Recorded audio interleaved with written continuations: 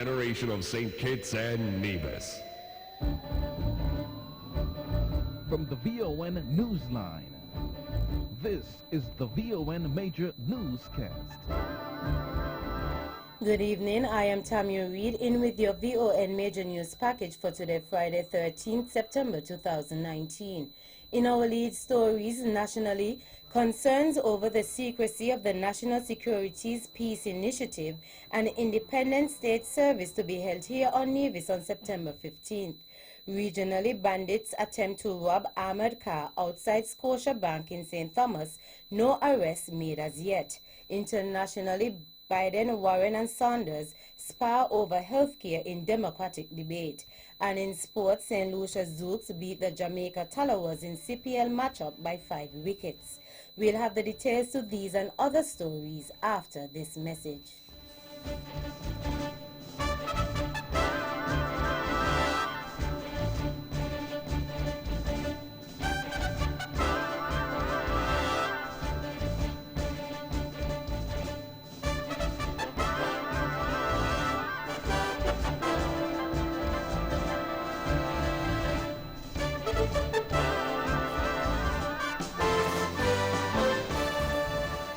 Another look. Different from how you've seen it before. Another look. Takes an in-depth look into business, politics, science, technology, religion, and more. Another look. Featuring documentaries from the BBC, regional features, and local ones too. Another look. Every Monday at 3 p.m. on the Eastern Caribbean's powerhouse, Vaughan.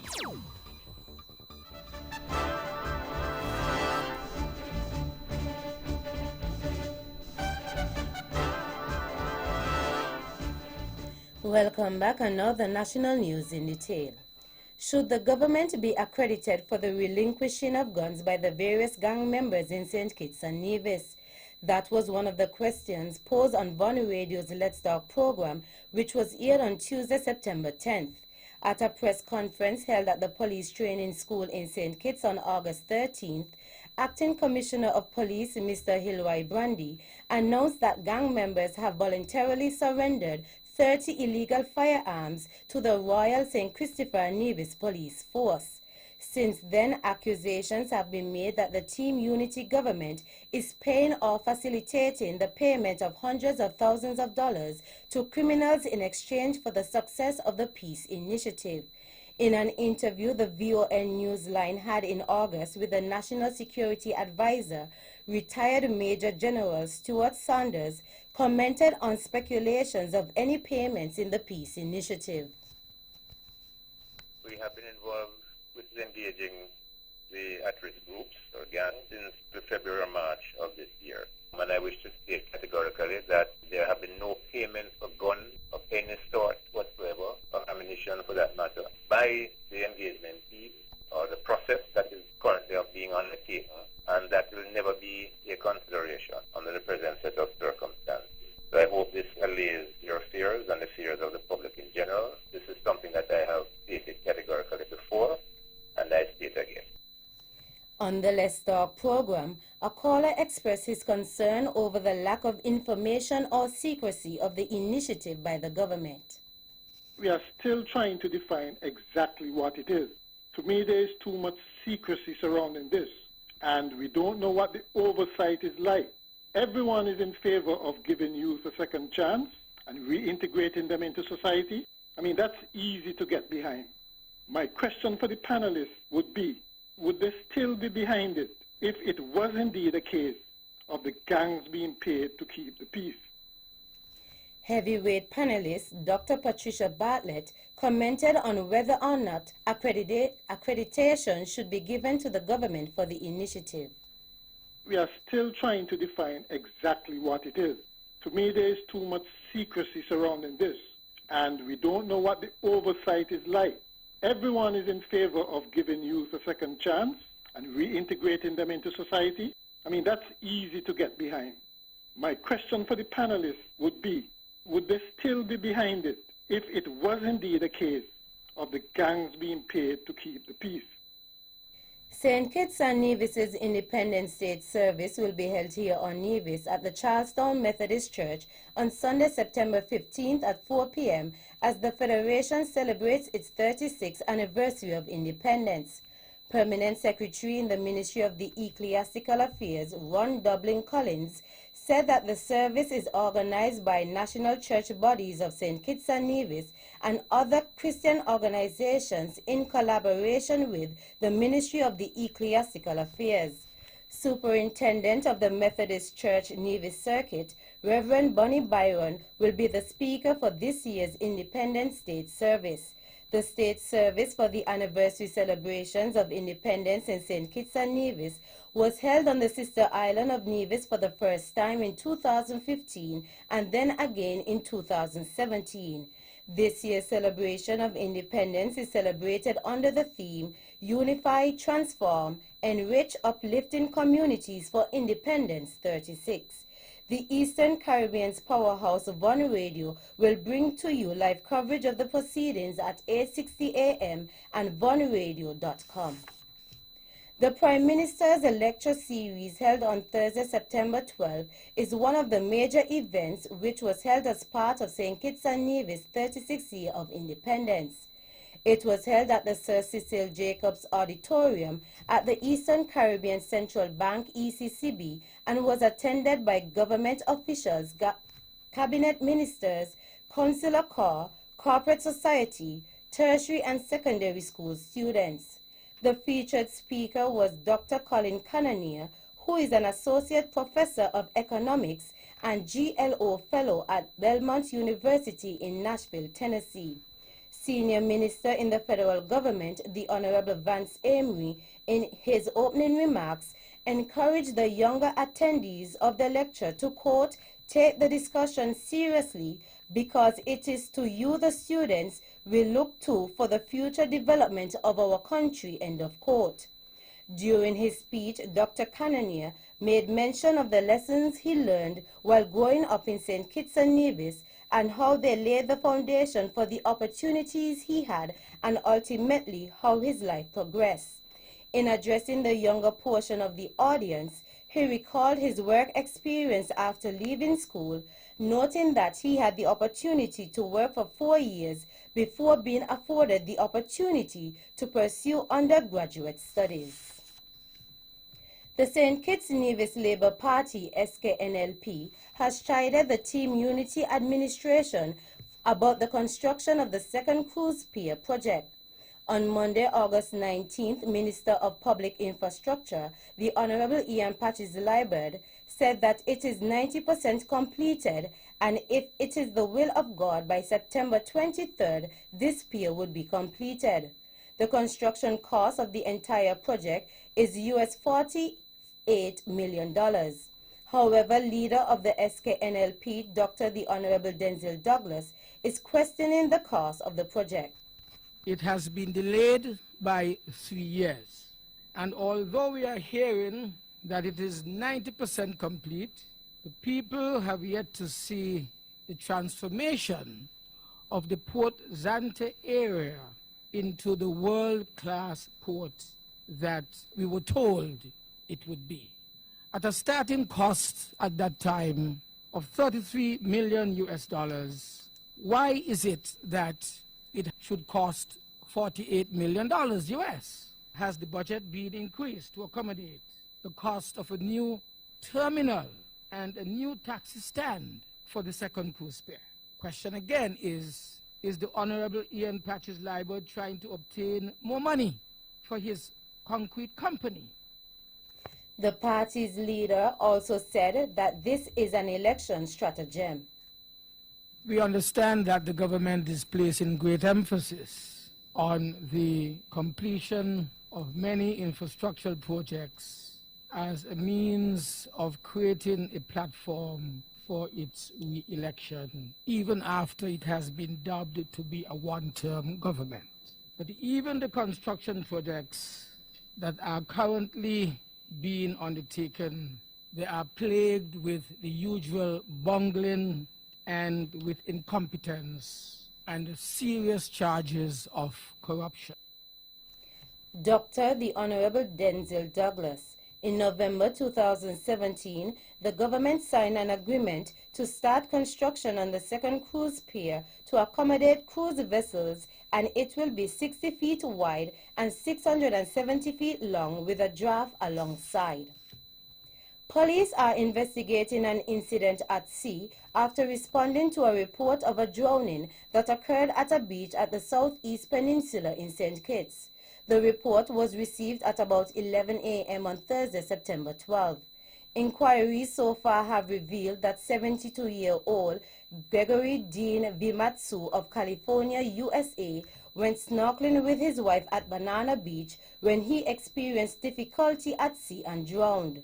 The district medical doctor arrived at the scene and pronounced him dead. Technicians from the crime scene unit processed the scene. An autopsy will be performed to determine the exact cause of death. In police news, LeVar Brown of Fines Avenue, St. Kitts, has received several charges following a joint operation between the drug unit and the Custom and Excise Department. According to a police communique, the operation resulted in the discovery of 1,813 grams or approximately 4 pounds of cannabis in food containers. The drugs have an estimated street value of EC $48,000. He was charged by the police for the offenses of possession of cannabis with intent to supply and importation of cannabis on Thursday, September 5th. Additionally, he was charged by the Customs and Excise Department for the offenses of knowingly submitting a false declaration to a customs officer, importation of cannabis concealed in containers, holding goods of a different description, and knowingly attempting to fraudulently evade customs with respect to the importation of a restricted good. Subsequently, he was bailed with conditions in the sum of $60,000. The conditions are that 1, he is to report to the Bastia police station every Wednesday between 6 a.m. and 6 p.m. and 2, surrender all travel documents. He is set to appear at the Bastia Magistrate Court on November 4, 2019.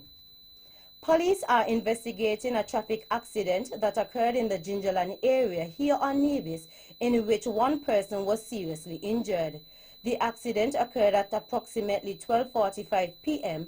on Tuesday and involved P9475, which is a drinks delivery truck owned by TDC. It was driven by Samuel Paris of Craddock Road, and there were 2 other passengers in the vehicle at the time. Police say circumstances are that P9475 was traveling from Rollins Village towards the Island Main Road. When he got to Hard Times in the vicinity of the Cornmill Training Center, he lost control and collided into a tree. The VON News line also visited the scene a few hours later and saw blood splattered on the trunk of the tree. All occupants of the vehicle were taken to the Alexandra Hospital for medical attention.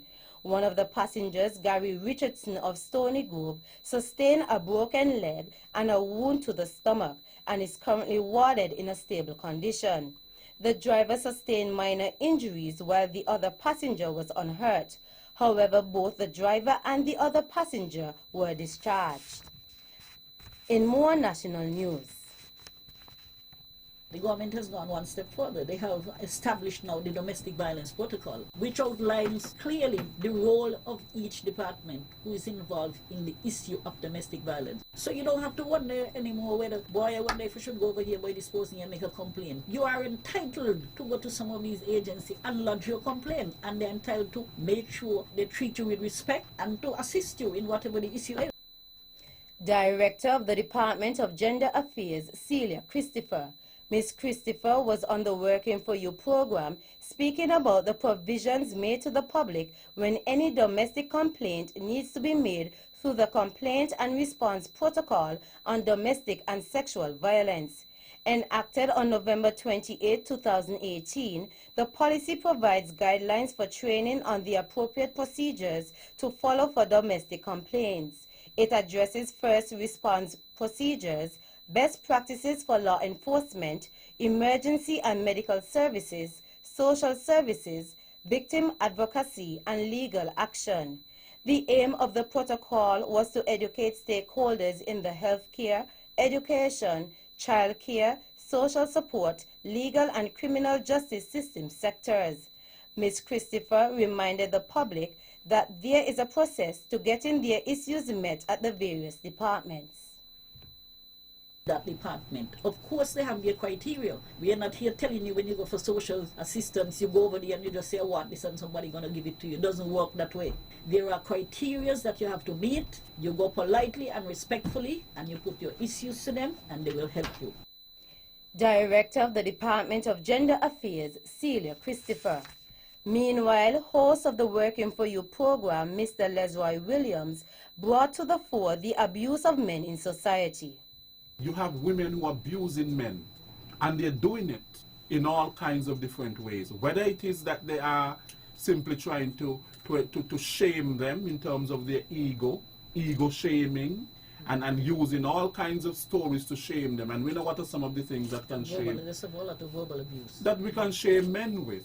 You tell them all kinds of things. They don't have the sexual prowess, and they're not able, and all kinds of things. And of course that goes to a man's ego. And some of them even go as far as to physically abuse. So abuse is on both sides.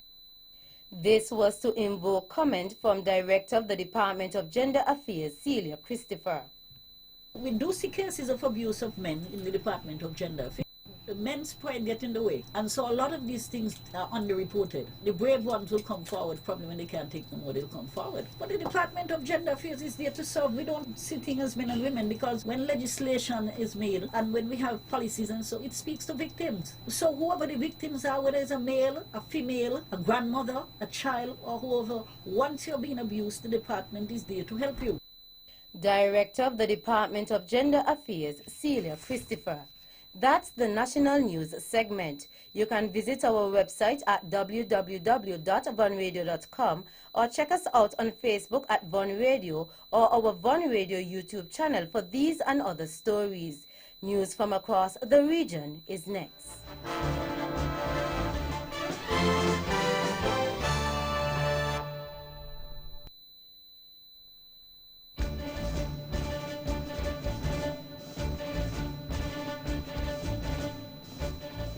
Life can be more fulfilling when we take the time out to smell the roses. And that's why your friends and family at the Bank of Nevis are experts at picking the flowers that best describe you. Whether you're planning to treat yourself after a long work week or finally getting around to that closet update, you deserve all the special things that life has to offer. And the Bond Visa card is here to help you achieve it. With just a swipe, you can turn a last-minute lunch date with friends and family into something worth remembering, with memories that will last a lifetime. Pampering yourself just got a whole lot easier. And after all, you deserve every refreshing moment of it. The ability to make your travel arrangements at your own convenience, whether by sea or by air, now rests within the palm of your hand. With a single swipe, the Bond Visa card can put a world of difference between life and truly living, whereas the only limit you may have is your own imagination. Apply today. The Bank of Nevis Limited, improving the quality of life.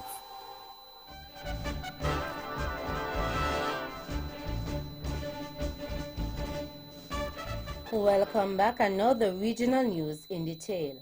Out of St. Thomas, U.S. Virgin Islands, an armored vehicle guard was shot early Wednesday during an attempted heist outside of the Scotiabank branch in the Altona and Wellguns area of St. Thomas, law enforcement officials said. Virgin Islands Police Department officers were dispatched to the area around 9:01 a.m., said VIP Department spokesperson Glenn Drayat. One American Ranger Armored Services guard was shot, Mr. Drayat said. The wound was not believed to be life-threatening. The guard was taken to the Schneider Medical Center, where he remained in stable condition as of Wednesday evening.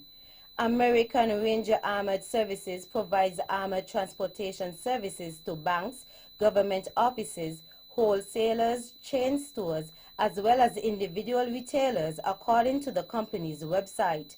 The case is being handled by the Federal Bureau of Investigations and the VIP Criminal Investigations Bureau, Mr. Drayat said. calls to the FBI media liaison in Puerto Rico were not returned. According to the VI consortium, no arrests have been made according to the VIPD. It is unclear whether suspects have been identified. At mid-morning Wednesday, there was no sign of unrest outside of the Scotia Bank.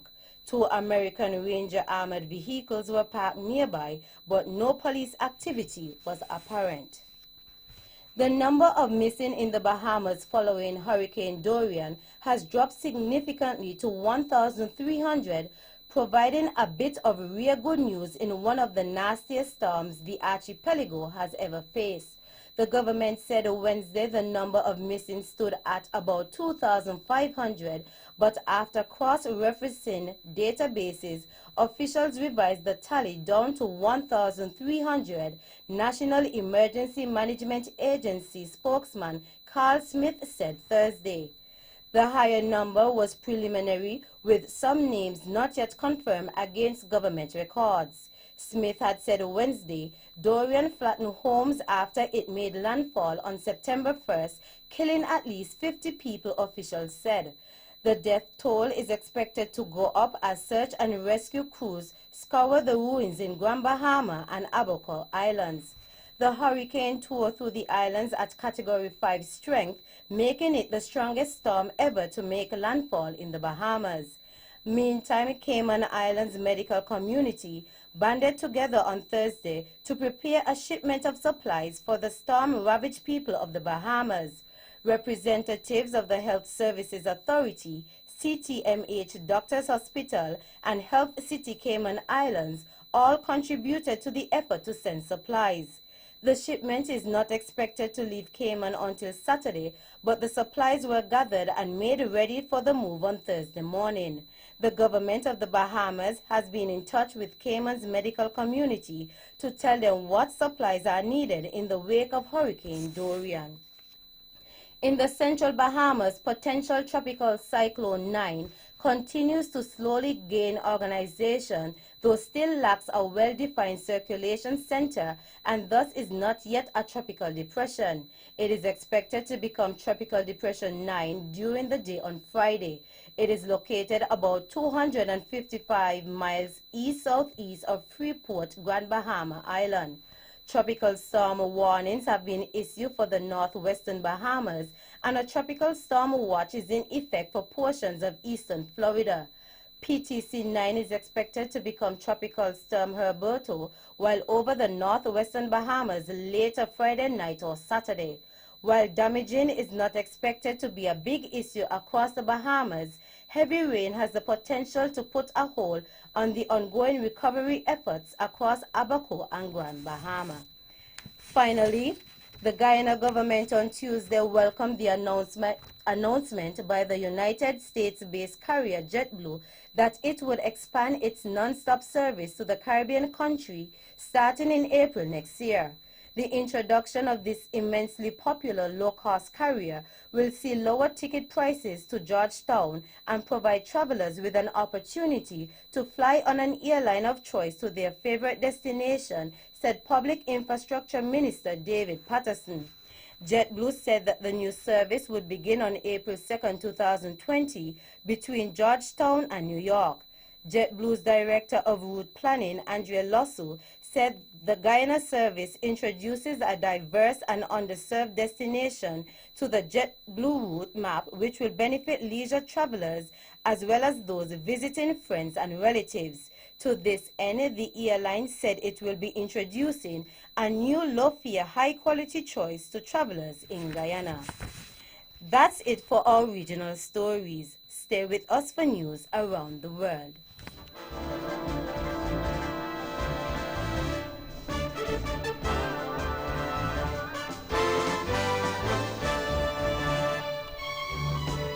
Welcome back, and now the international news in detail. 3 front-runners in the race to become Democratic Party candidate for U.S. president have clashed over health care at the party's third debate. The debate in Houston, Texas was the first time Joe Biden, Elizabeth Warren, and Bernie Sanders faced off on stage. Former Texas lawmaker Beto O'Rourke drew some of the biggest applause with an impassioned plea for gun control. The winner is likely to face President Donald Trump, the Republican Party favorite, in the November 2020 poll. Vice President under Barack Obama, Mr. Biden, is leading current polls by a considerable margin, with Senator Warren and Senator Sanders in second and third. The rest of the field is polling in single figures. The legacy of President Obama came up repeatedly, where there were also questions on immigration, climate change, and gun control. But it was healthcare which sparked the fiercest clashes. John Bercow has vowed creativity in Parliament if Boris Johnson ignores a call designed to stop a no-deal Brexit. The Commons Speaker also said in a speech that the only possible Brexit was backed by MPs. A new law passed before the suspension of Parliament forces the PM to seek a delay until January 31, 2020, unless a deal or no-deal exit is approved by MPs by October 19th. Pro-Brexit MPs Bernard Jenkins says Mr. Bercow's role has become politicized. It would have been unthinkable 10 or 15 years ago for the Speaker of the House of Commons to launch a personal attack on the Prime Minister like this. For one individual in now what is a contested, televised, very public and controversial position to have so much unregulated, untrammeled power, I think something the House of Commons is going to have to look at. Finally, Zimbabwe's former President Robert Mugabe will be buried in the National Heroes Acre Monument in Harare, his family says, following a row with the government over his final resting site. Family spokesman and nephew Leo Mugabe says the date is yet to be determined. Before that, there will be a public ceremony at the shrine in the capital on Sunday, followed by a ceremony at Mr. Mugabe's home village. Mr. Mugabe, who was 95, died last week while being treated in Singapore.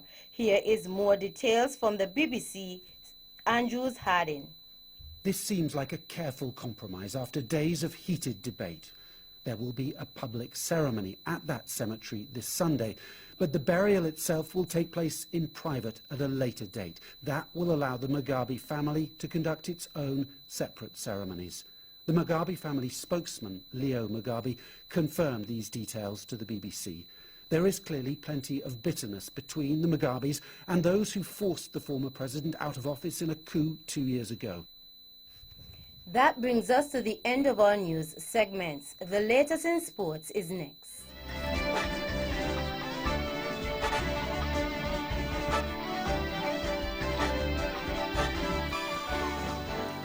First Cover is TDC Insurance's special motor insurance package for first-time motor vehicle owners. We at TDC Insurance understand that as a new vehicle owner, you may not have a no-claims discount. With First Cover, we consider your driving experience, age, and accident history, which allows you to receive up to 45% off your first motor insurance premium. And to make it easier, we offer attractive financing options to suit your pocket. Sit back and relax. We'll help you get the protection you need. At TDC Insurance, we take good care of you, guaranteeing you peace of mind.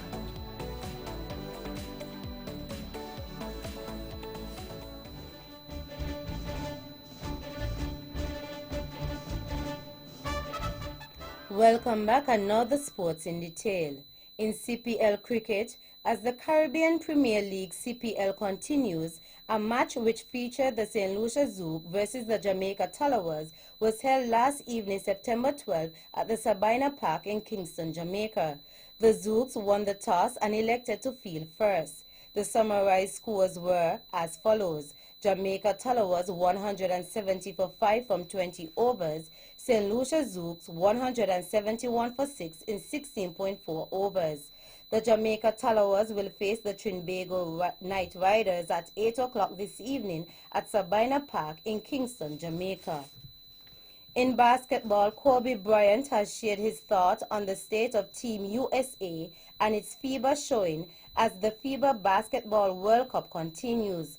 Kobe Bryant played on the Redeem team in 2008, the one that delivered a gold medal in Beijing after a series of USA basketball disappointments in big tournaments. Back in Beijing this weekend, Bryant isn't sure another redeemed team will be so easy to find for the U.S. The 5-time NBA champion and 2-time Olympic gold medalist is at the final weekend of the World Cup as an ambassador for FIBA. However, he wouldn't be watching the USA in the middle round. The best the Americans can do at this tournament is 7th place, and Bryant says the days of automatic gold medals for the U.S., regardless of who is on the roster, may be over. It's not going to be a cakewalk. The days of the 1992 Barcelona Dream Team are gone, he said. Finally, in football, Lionel Messi says he would have loved for Neymar to return to Barcelona, as his arrival would have increased our chances of achieving our objectives. Neymar, 27, joined Paris Saint-Germain from Barcelona in 2017 for a world record fee of 222 million euros. He was desperate to come back, Messi told Spanish newspaper Sport. I don't know if the club really tried or not. Neymar scored 105 goals in 186 games for the Catalan club between 2013 and 2017 and has 51 goals in 58 games for PSG. The Brazil international was repeatedly linked with a return to Barcelona during the transfer window, although it has been suggested that neither club was convinced that the other was committed to making a deal. I would have loved to have Neymar back, said Barcelona captain Messi, 32. That's it for the sports segment. The general weather forecast is next.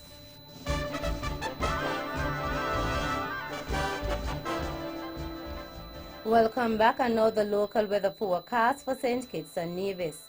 Weather tonight, partly cloudy to cloudy with showers. Weather tomorrow, cloudy with showers and a 20% or slight chance of thunderstorms. Winds easterly at 10 to 15 knots. Seas 1 to 1.5 meters or 3 to 5 feet. And sunrise tomorrow will be at 5:59 a.m. And that's how we wrap up the major news package for today, Friday, 13th September 2019. Before we go, let's take a look at the headlines once again. Nationally, concerns over the secrecy of the National Securities Peace Initiative and Independent State Service to be held here on Nevis on September 15th. Regionally, bandits attempt to rob armored car outside Scotiabank in St. Thomas. No arrests made as yet. Internationally, Biden, Warren and Sanders spar over healthcare in Democratic debate. And in sports, St. Lucia Zouks beat the Jamaica Tallowers in CPL matchup by 5 wickets. On behalf of the rest of the news team, I am Tammy Reed, wishing you a safe and enjoyable weekend.